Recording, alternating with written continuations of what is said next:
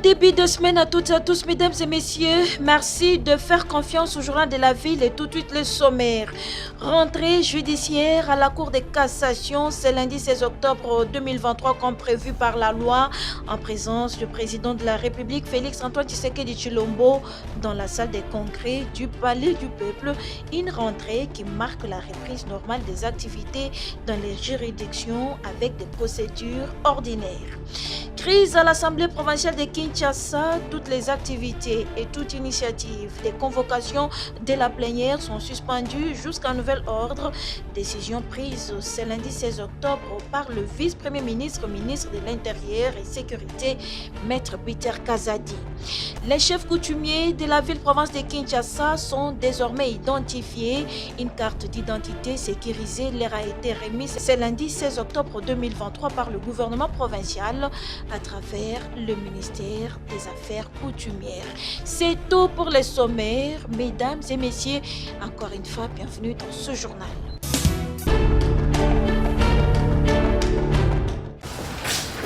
Fini l'affaire faux chef coutumier dans la ville-province de Kinshasa. Désormais, les vrais chefs coutumiers sont connus et identifiés avec une carte d'autorité coutumière, une première dans l'histoire de la ville-province de Kinshasa. La carte identifiant les vrais coutumiers. L'œuvre est du gouvernement provincial à travers son ministère des Affaires coutumières, conduit de main de maître par Marcel Mokilinga Sono. La cérémonie de remise de ces cartes a eu lieu ce lundi 16 octobre 2023 à Kinshasa en présence du chef des divisions des affaires coutumières. Mais d'abord, c'est une minute de silence gardée en mémoire des chefs coutumiers assassinés et égorgés par le phénomène Mobondo. Le ministre provincial des Affaires coutumières est déterminé. Pas de faux chefs coutumiers, pas de dédoublement dans les secteurs. Cette carte d'identité vient mettre fin à tout dérapage dans le groupement et villages. Qui sont dans des cours et tribunaux et qui n'ont jamais été chefs coutumiers. Alors, une carte pour un chef coutumier, ça va lui permettre d'être différent d'un faux chef. Partout il passera. Tout celui qui n'aura pas une carte édictée par le ministère provincial des Affaires coutumières, celui-là n'est pas reconnu dans la ville de Kinshasa comme chef coutumier. La carte d'identité des chefs coutumiers est sécurisée. Personne ne peut la pirater, précise le ministre. Tout celui qui va oser pirater cette carte, on va facilement le rattraper. Pourquoi? Puisque cette carte-là est sécurisée. Il y a un code qui peut la différencier d'une autre carte. Nous avons un répertoire de tous ces chefs traditionnels qui sont identifiés dans la ville de Kinshasa. Très satisfait, le vrai chef coutumier dit merci au gouvernement provincial. Des autres ezalaki mingi makasi pona biso bafumu na kati ya ba village. Carte ba pesi oyo ya ba vrai chef nde yango yo. Poto yeba na raté ba fonde mutu akoma ko yeba na koleka kutu biso ba vrai. Yango initiative o mokonza sali ko bana na gouverneur na ministre tuka to CP nango. Ba mfumu mabe ba leki ebele na Kinshasa. Et comme ata mwana mfumu aza mfumu. Noko mfumu aza mfumu, non?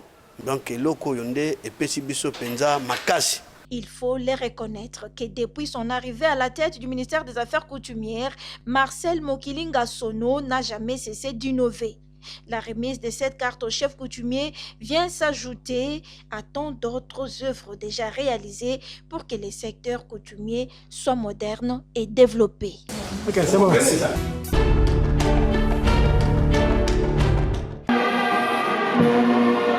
La commémoration du 72e anniversaire de la disparition physique du précurseur de l'église kimbanguiste Simon Kimbangu après 30 années d'emprisonnement a eu lieu le jeudi 12 octobre en Kamba, Nouvelle-Jérusalem. Dans la cité sainte, l'autorité de province, Dr Guibando Ndongidi, a souligné l'importance de la lutte de l'un des pères de l'indépendance de la RDC et a profité lors de son entretien avec le chef spirituel pour solliciter l'accompagnement de l'église kimbanguiste pour la réussite des élections qui pointent à l'horizon, dans la sensibilisation des fidèles de l'église à faire un bon choix des animateurs politiques, notamment à la diaspora vivant dans les 5 pays étrangers où les Congolais participeront au scrutin présidentiel pour la première fois de l'histoire. Pour moi, c'était aussi important de venir échanger avec le chef spirituel au nom du chef de l'État pour lui dire à quel point le chef de l'État est attaché à la relation qui existe entre l'église kimbanguiste et l'autorité de l'État. Et donc, à ce jour, point n'est besoin de rappeler l'engagement et l'attachement du chef de l'État envers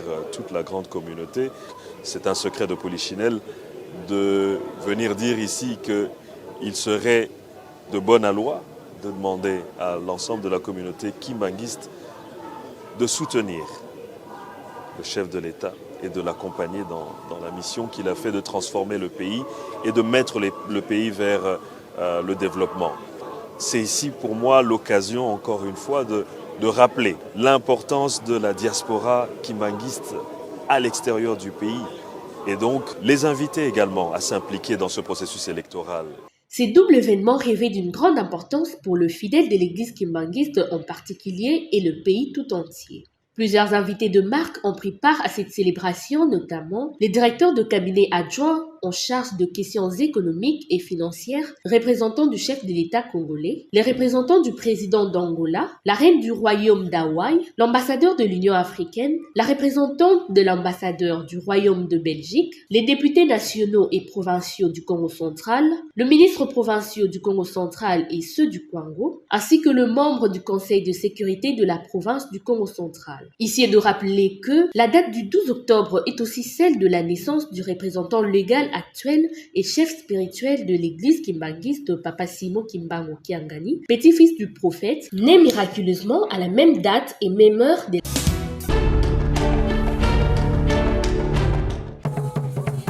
La 14e édition du concours international Génie en herbe OADA appartient au passé. Depuis le samedi 14 octobre 2023, c'est le Bénin qui a remporté la victoire de l'édition de Kinshasa. Pour les membres du jury, les étudiants béninois ont fait preuve de compétences et de maîtrise du droit en présentant des arguments convaincants et en faisant preuve d'une capacité de plaidoyer exceptionnelle. Au cours de la soirée des galas organisée à l'honneur des étudiants venus de l'espace OADA, les autres pays ont été aussi récompensés. Il s'agit du Cameroun qui a remporté le prix du meilleur mémoire, démontrant ainsi la qualité de son travail de recherche.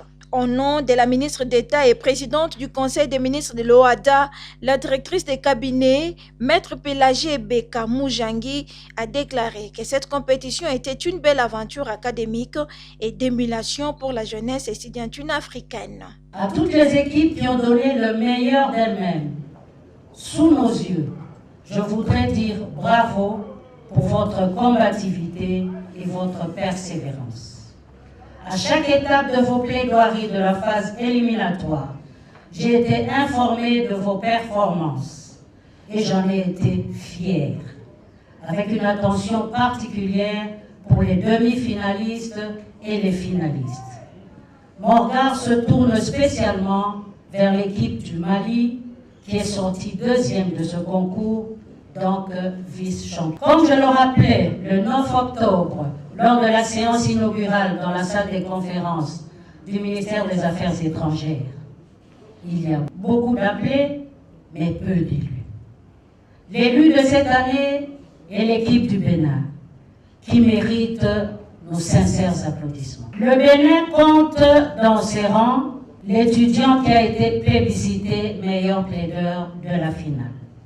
Voici un petit présent de la part toujours de Madame la Présidente en exercice du Conseil des ministres de l'OADA. Elle l'aura voulu par ce petit geste que vous rameniez non seulement l'effigie du chef de l'État, mais encore et surtout que vous rameniez les belles couleurs du Congo, de la République démocratique du Congo, qui sont en réalité les couleurs vives de l'Afrique tout entière. Voilà. Pour rappel, le concours international Génie en herbe OADA s'est tenu du 9 au 14 octobre à Kinshasa dans le cadre de la célébration du 30e anniversaire de cette organisation régionale.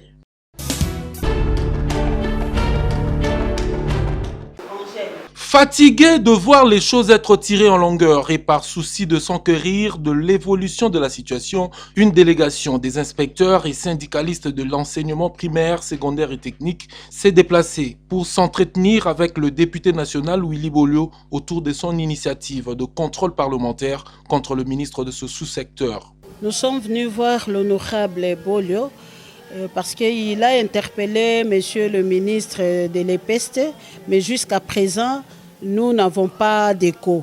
Nous voulons savoir, jusqu'à présent, qu'est-ce que le Parlement dit? On n'a aucune réponse et nous ne savons pas qu'est-ce que nous pouvons dire à nos membres. L'examen d'État a eu 2 publications, mais aujourd'hui, vous avez interpellé, mais il y a un silence radio. Déterminé à voir clair dans cette affaire et ne jurant que sur l'interpellation de ce membre du gouvernement, ces hôtes de l'élu du peuple représentant de plusieurs structures syndicales en RDC promettent des actions de grande envergure si cette matière n'est pas enlignée en plénière dans les jours qui suivent.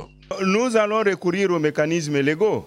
Ça révolte d'abord, ça révolte tout le monde. C'est une question qui touche tout le monde. Nous allons nous engager à poursuivre soit les mots d'ordre de grève ou quoi.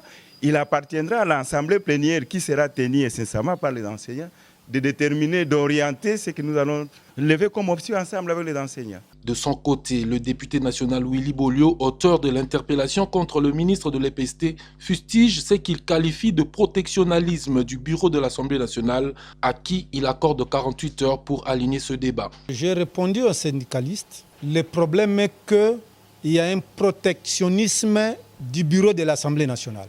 Aujourd'hui, c'est ma dernière déclaration. J'avais interpellé le ministre. Je fais le rappel le 3 octobre. Le bureau de l'Assemblée n'a rien fait. Peut-être ils sont en train de se complaisanter dans l'aventure de ce qu'ils pensent comme mieux, qu'ils sont très forts. Mais je leur dis, si jusqu'au lundi à minuit, le bureau de l'Assemblée nationale ne dit rien, je passe à une autre vitesse. Et ça, je le promets. Pour rappel, c'est depuis le 26 septembre 2023 que ce dernier a saisi le bureau de la Chambre basse du Parlement autour de cette question avant de recrire une fois de plus le 3 octobre de la même année, nonobstant l'indifférence, mieux le silence observé par l'ensemble des membres du bureau.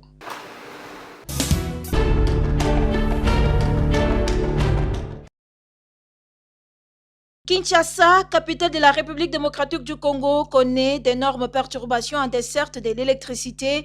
Le groupe 8 de la centrale Dinga 2 G28 a connu un arrêt suite à l'introduction des grimes dans les machines de G28, une situation qui a occasionné des perturbations dans la fourniture du courant électrique, notamment au niveau de Kinshasa. Aussitôt informé, le directeur général de la Société nationale d'électricité SNEL, SA, Fabrice Lusinde, à la tête d'une délégation des spécialistes, a fait le déplacement d'Inga afin de constater et d'apporter des solutions à ces problèmes. Ainsi donc, les équipes à pied d'œuvre de la SNEL ont procédé au tronçonnage de toutes les grimes dans le but de libérer la turbine qui était coincée. C'est pourquoi il a été décidé d'arrêter le G27 le samedi à 23h afin de débâtarder les G28 avant de les remettre en service le dimanche vers 6h. Avec cette reprise, 5 groupes sur les 6 opérationnels Dinga 2 sont disponibles. Cette réparation améliorera sensiblement la desserte à Kinshasa, tout en félicitant les équipes à pied d'œuvre. Le DG de la SNEL, Fabrice Lusinde, présente à nouveau ses excuses pour tous les désagréments causés à son aimable clientèle durant ces derniers jours.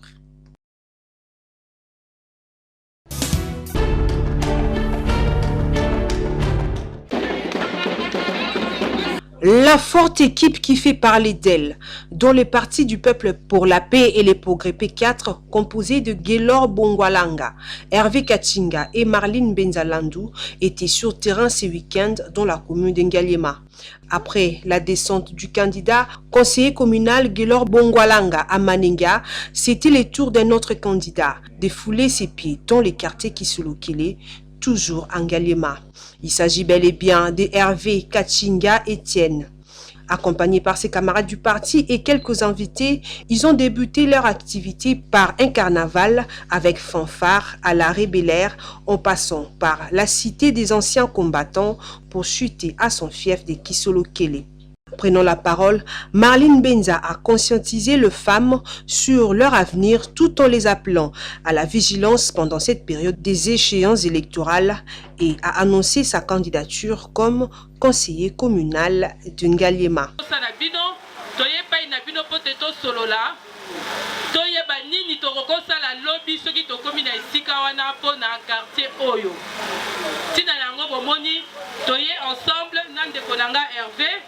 Kota la bino tomoni vraiment eza pasi mingi nazo senga na ba mama bo telema ba jeune fille bo telema na kati ya parti na biso toza na ba initiation pe to sala ka ba formation pour être commune na biso et comme na elongi ya sika.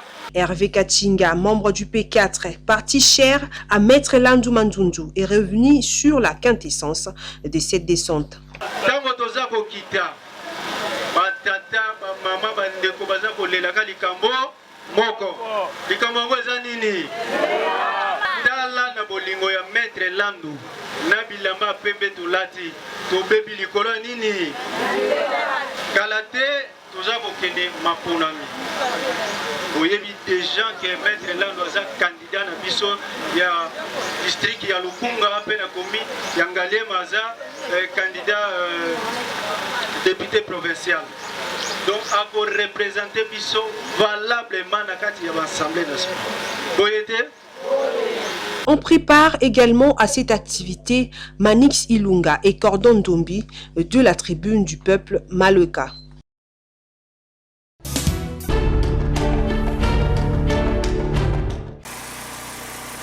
Un centre de formation gratuit vient d'être mis à la disposition des habitants de la Tchangou. Il s'agit du salon La Perche dont l'inauguration a été effectuée le samedi 14 octobre 2023 à Kimbanseke par le coordonnateur national de l'ONG Perche pour la jeunesse congolaise, PERJEC, l'ingénieur Marley Mbumba. La réponse du peuple marquant ainsi les débuts des activités.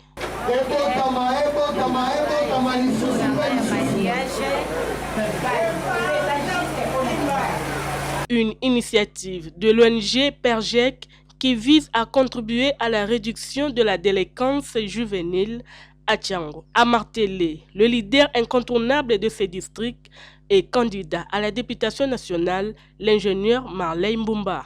Nous sommes très contents aujourd'hui pour procéder à l'inauguration. Donc pour nous c'est un intérêt. C'est vraiment une bonne chose parce que nos jeunes Congolais, plus précisément le jeune de Kimbanseke, doivent apprendre le métier. Parce que sans métier, on n'est nulle part. Et si tout le monde apprend quelque chose, vous allez voir que tout le monde sera aussi important dans la société. Et si on est important, on pourra contribuer quelque chose pour l'évolution de notre pays. Raison pour laquelle nous avons organisé cette histoire ici, pour que nous puissions contribuer à la réduction de la délinquance juvénile, surtout à Kimbanseke. Le salon La Perche, chapeauté par Madame Amida Mbumba, a pour but l'apprentissage de plusieurs métiers aux jeunes de Kimbanseke, entre autres l'esthétique et coiffure, pédicure et manicure et tant d'autres. Pour ces premiers jours, tous les services ont été offerts gratuitement, cadeaux signés Amida Mbumba, responsable du salon La Perche. Le ezali premier jour na biso yango nyonso tu awa eza na gratuité muto kofuta zate. Ba mama ufuti mbongo bafuti lote. Yango mona batu nyonso batondi awa to sala bango to lakisa bango o eza talent na biso po lobi to lobi kuna bakimate baya batikala ba fidèle na biso. Les bénéficiaires de ces chefs-d'œuvre se sont exprimés.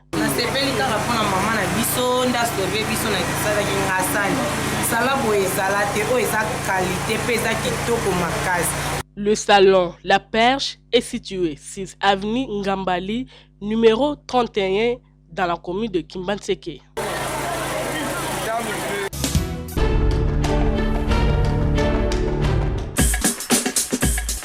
Nous sommes arrivés à la fin de ce journal de la ville. Mesdames et messieurs, merci de votre attention soutenue. Le prochain rendez-vous est fixé pour ce mardi et d'ici là, portez-vous bien.